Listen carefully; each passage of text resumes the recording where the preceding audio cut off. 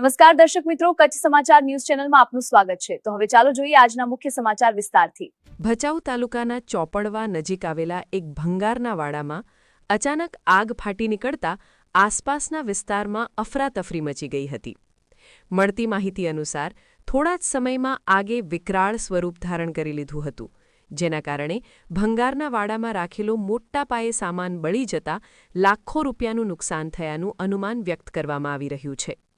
આ ઘટનાની જાણ થતાં ભચાઉ નગરપાલિકાની ફાયર બ્રિગેડની ટીમ તેમજ ખાનગી ફાયર બ્રિગેડ તાત્કાલિક ઘટના સ્થળે પહોંચી આગ પર કાબૂ મેળવવાની કામગીરી હાથ ધરી હતી। ફાયર બ્રિગેડની ટીમે આગની વચ્ચેથી 4 ગેસ સિલિન્ડરને સુરક્ષિત રીતે બહાર કાઢ્યા હતા, જેના કારણે મોટી દુર્ઘટના ટળી હોવાનું જણાવાયું છે। આગ લાગવાનું ચોક્કસ કારણ હજી સુધી જાણવા મળ્યું નથી।